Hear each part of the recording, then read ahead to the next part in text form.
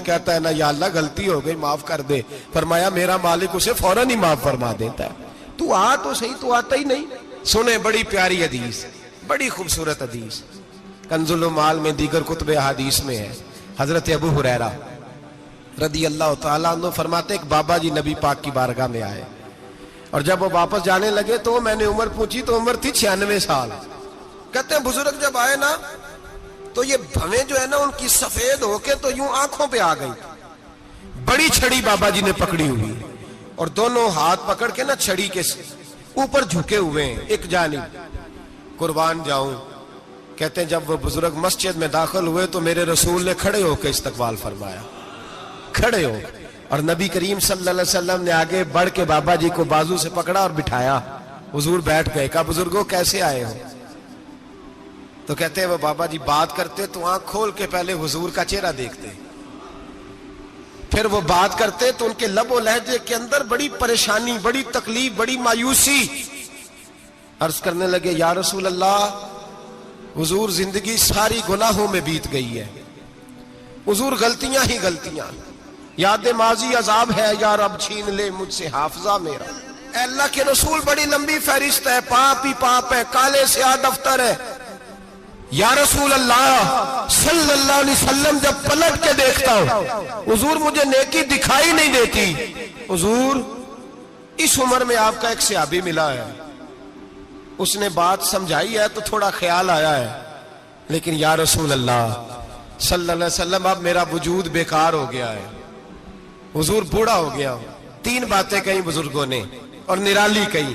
कहने लगे या रसूल अल्लाह सल्लल्लाहु अलैहि वसल्लम, हुजूर अब तो मेरी कमर भी सीधी नहीं होती कि मैं नमाज ही सही अदा कर सकूं, बूढ़ा हो गया।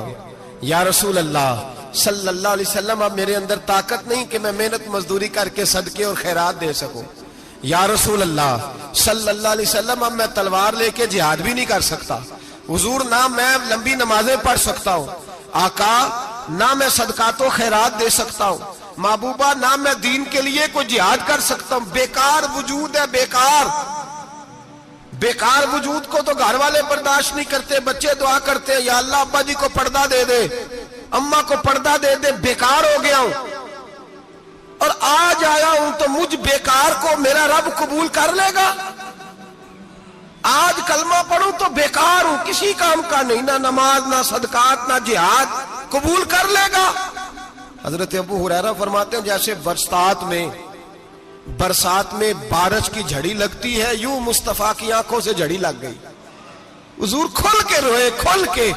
और मेरे हबीबे पाक ने फरमाया बुजुर्गों बड़े मुजाहिद हैं, दीन के लिए जिहाद करने वाले बड़े हैं, रब करीम को आपकी तलवार की इतनी हाजत नहीं। और फरमाया उसके खजाने कोई खाली तो नहीं कि आप ही गोया सदका देंगे तो भरे जाएंगे। और फरमाया फिर रब करीम की शान में इजाफा नहीं करती इबादतें, वो तो बंदे को नफा देती हैं।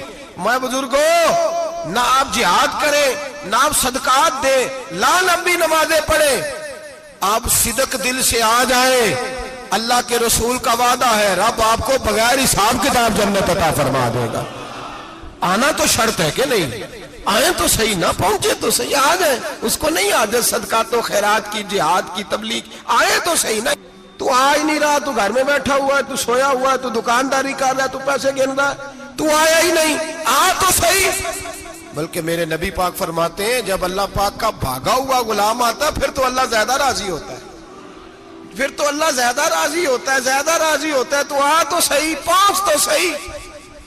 बल्कि सूफिया तो और बात करते हैं, वो कहते तो कभी भूल के भी रब रब करे तो अल्लाह तो उसे भी कबूल कर लेता है, भूल के। मुल्ला रूमी कहते हैं बनी इस्राइल का बंदा है, सनम पत्थर को कहते हैं, बुत को कहते हैं, बुत के सामने खड़ा है और सारी रात कहता है या सनम या सनम या सनम, ए पत्थर ए बुत, सारी रात पुकारता रहा।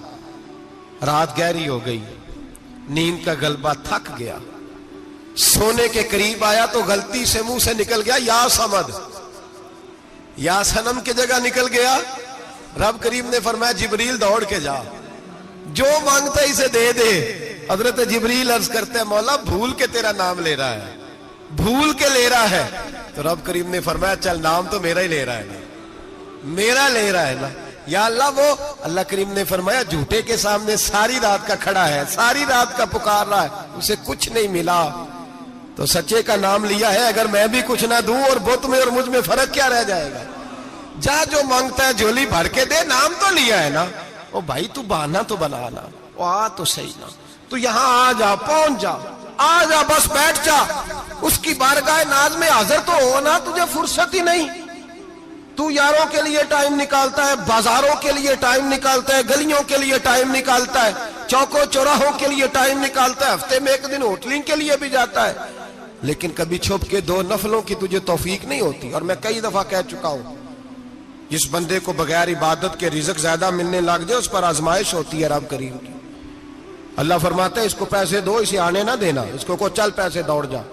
लोग समझते हैं मैं बड़ा ज़हीन हूं, अक्लमंद हूं, देखो मैं अपनी होशियारी से चालाकी से आगे निकल गया। तो आजमाइश है, ये तो आजमाइश है रब करीम की तरफ से, ये तो उसकी खुफिया तदबीर है मेरे भाई। उसकी बारगाह नाज तक जो आ गया, आना तो हमारी जिम्मेदारी है कि नहीं? फिर उसकी रहमत आगे बढ़ के इस्तकबाल कर लेती है।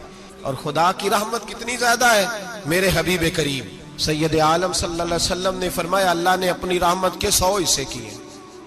कितने? हुजूर फरमाते हैं एक हिस्सा अल्लाह ने दुनिया में नाजिल किया है। कितना? एक हिस्सा।